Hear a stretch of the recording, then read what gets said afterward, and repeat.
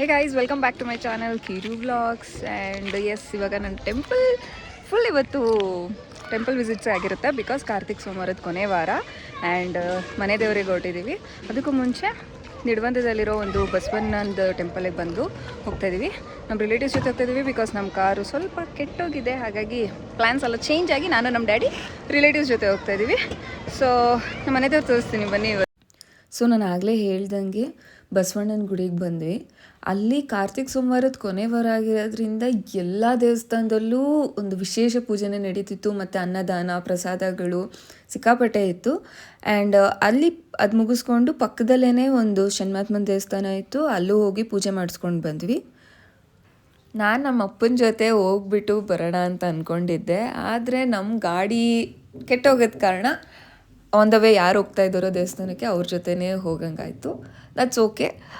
ಅಲ್ಲೇ ದೇವಸ್ಥಾನದಲ್ಲಿ ಎಲ್ಲ ಪೂಜೆ ಮಾಡಿಸ್ಕೊಂಡು ನವಗ್ರಹ ಎಲ್ಲ ಸುತ್ತಬಿಟ್ಟು ಹೊರಟ್ವಿ. ಇದು ಟೆಂಪಲ್ ಔಟ್ಲುಕ್. ಇದು ಫಸ್ಟ್ ಬಸವಣ್ಣನದು ದೇವಸ್ಥಾನ ಸಿಗುತ್ತೆ, ಅಲ್ಲಿ ಬಸವಣ್ಣನದು ಒಂದು ಮೂರ್ತಿ ಕೂಡ ಇದೆ, ಪಕ್ಕದಲ್ಲಿ ಶನ್ಮಾತ್ಮಂದು. ಸೊ ಅಲ್ಲಿಂದ ನಾವು ಸೀದಾ ಹೊರಟಿದ್ದೆ ನಮ್ಮ ಮನೆ ದೇವರು ಬಂದುಬಿಟ್ಟು ಶ್ರೀ ಲಕ್ಷ್ಮೀ ಬೀಲಿಂಗೇಶ್ವರ ಸ್ವಾಮಿ. ಇದು ಬಂದು ಹೆಣ್ದೇವ್ರ ದೇವಸ್ಥಾನ, ಲಕ್ಷ್ಮೀ ದೇವಸ್ಥಾನ. ಇದು ಊರ್ಡ್ಗೆರೆಯಲ್ಲಿ ಸೀತ್ಕಲ್ ಅನ್ನೋ ಒಂದು ಹಳ್ಳಿಲಿರೋ ದೇವಸ್ಥಾನ. ಆ್ಯಂಡ್ ಇಲ್ಲಿ ನಾವು ಪ್ರತಿ ವರ್ಷವೂ ಅಷ್ಟೇ ಕಾರ್ತಿಕ್ ಸೋಮವಾರದಲ್ಲಾಗಲಿ ಅಥವಾ ಶಿವರಾತ್ರಿಲಾಗಲಿ ಯಾರಾದರೂ ಒಬ್ಬರು ಮನೆಯವರು ಇನಿಷಿಯೇಟಿವ್ ತೊಗೊಂಡು ಪೂಜೆ ಎಲ್ಲ ಮಾಡಿಸ್ತೀವಿ. ಯಾರೂ ಇಲ್ಲ ಅಂತಂದಾಗ ಎಲ್ಲರೂ ಸೇರ್ ಮಾಡಿಸ್ತೀವಿ.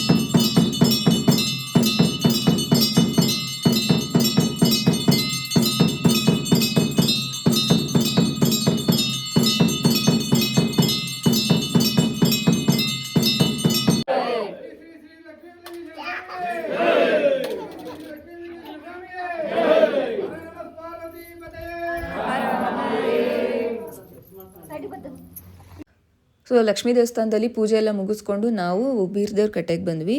ಇದೂ ಅದೇ ಊರಲ್ಲೇ ಇದೆ ದೇವಸ್ಥಾನ. ಆದರೆ ಆ ಲಕ್ಷ್ಮೀ ದೇವ್ರಿಗಿಂತ ಇದು ಒಂದು ಹತ್ತತ್ರ 1 ಕಿಲೋಮೀಟರ್ ಅಷ್ಟು ದೂರ ಇದೆ. ನಡ್ಕೊಂಡೆಲ್ಲ ಆಗುತ್ತೆ, ಬಟ್ ಸ್ವಲ್ಪ ದೂರ ಆಗುತ್ತೆ. ಮುಂಚೆ ಎಲ್ಲ ಚಿಕ್ಕ ವಯಸ್ಸಲ್ಲಿ ನಡ್ಕೊಂಡೇ ಹೋಗ್ತಿದ್ವಿ, ಬಟ್ ಇವಾಗ ಎಲ್ಲರ ಹತ್ರ ಗಾಡಿ ಇರೋದ್ರಿಂದ ಯಾವುದಾದ್ರೂ ಒಂದು ಗಾಡಿಗೆ ಹತ್ಕೊಂಡು ಹೋಗ್ಬಿಡ್ತೀವಿ. ಇಲ್ಲಿ ನಾಗರಿಕಲ್ಗೆ ಮತ್ತು ಹಳ್ಳಿ ಮರಕ್ಕೆ ನೀರು ಹಾಕ್ತಿದ್ರು. ಅದಾದಮೇಲೆ ಪೂಜೆ ಶುರು ಆಯಿತು.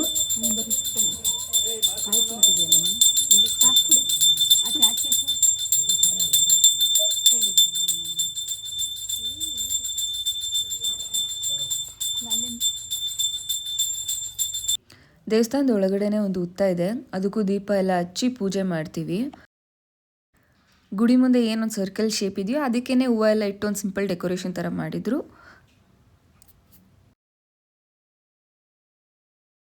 ಬೀರ್ದೇವ್ರ ಕಟ್ಟೆಲಿ ಪೂಜೆ ಆದಮೇಲೆ ನಾಗರಿಕಲ್ಗೆ ಅರ್ಶಿನ ಕುಂಕುಮ ಎಲ್ಲ ಇಟ್ಟು ಹೂವು ಹಣ್ಣು ಕಾಯಿ ಎಲ್ಲ ಇಟ್ಟು ಪೂಜೆ ಮಾಡಿ ಹಾಲೆಲ್ಲ ಬಿಡ್ತಾರೆ. ಅಲ್ಲಿ ಒಂದು ವೈಟ್ ಕಲರ್ ಬಿಲ್ಡಿಂಗ್ ಥರ ಕಾಣಿಸ್ತಿದೆಯಲ್ಲ, ಅದೇ ಬೀರ್ದೇವ್ರ ಕಟ್ಟೆ, ಅದೇ ದೇವಸ್ಥಾನ. ಅದ್ರ ಮುಂದೆನೇ ಗರುಡಗಂಬ ಇದೆ. ಮತ್ತು ಆಚೆ ಜಾಗನೂ ಅಷ್ಟೇ ತುಂಬ ಸ್ಪೇಷಿಯಸ್ ಆಗಿದೆ. ಬಿಕಾಸ್ ಇದೊಂದು ಜಮೀನಲ್ಲಿರೋದ್ರಿಂದ ನಮಗೊಂದು ಪಾರ್ಕಿಂಗಿಗಾಗಲಿ ಕುತ್ಕೊಳ್ಳೋಕ್ಕಾಗಲಿ ಎಲ್ಲೂ ಸಮಸ್ಯೆ ಆಗೋಲ್ಲ. ಆರಾಮಾಗಿ ಮರದಡೆ ಕುತ್ಕೋಬೋದು. ಮತ್ತು ಇದು ಗರುಡಗಂಬ, ಇದಕ್ಕೂ ಪೂಜೆ ಆಗಿತ್ತು ಆಗಲೇ. ಅದಾದಮೇಲೆ ಪ್ರಸಾದ ಎಲ್ಲ ಹಂಚಕ್ಕೆ ಸ್ಟಾರ್ಟ್ ಮಾಡಿದ್ರು. ನಮ್ಮ ಡ್ಯಾಡಿನೇ ಪ್ರಸಾದ ಹಂಚ್ತಾ ಇದ್ದಾರೆ ನೋಡಿ. ಬ್ಲೂ ಶರ್ಟಲ್ಲಿ ಇರೋದೇ ನಮ್ಮ ಡ್ಯಾಡಿ. ಗೈಸ್ ನೋಡಿರ್ತೀರ ನೀವು ವ್ಲಾಗ್ಗಳಲ್ಲಿ, ಬಟ್ ಅಷ್ಟು ಕಾಣಿಸ್ಕೊಳ್ಳಲ್ಲ ಅವರು ಜಾಸ್ತಿ. ಮತ್ತು ಅಲ್ಲಿ ಅನ್ನ ಪ್ರಸಾದ ಕೂಡ ಕೊಡ್ತಾಯಿದ್ರು. ಪೂಜೆ ಆಗಿ ಸ್ವಲ್ಪ ಡಿಲೇ ಆಗಿರೋದ್ರಿಂದ ಉಪವಾಸ ಆಗಿರೋರಿಗೆಲ್ಲ ತುಂಬ ಹೊಟ್ಟೆ ಹಸಿತಾ ಇತ್ತು. ಬೇಗ ಎಲ್ಲ ಊಟ ಮಾಡಿಕೊಂಡ್ರು. ಮತ್ತು ಇದು ಬಂದು ಅಲ್ಲಿನ ಎಲ್ಲ ಮುಖ್ಯಸ್ಥರದ್ದು ಫೋಟೋ.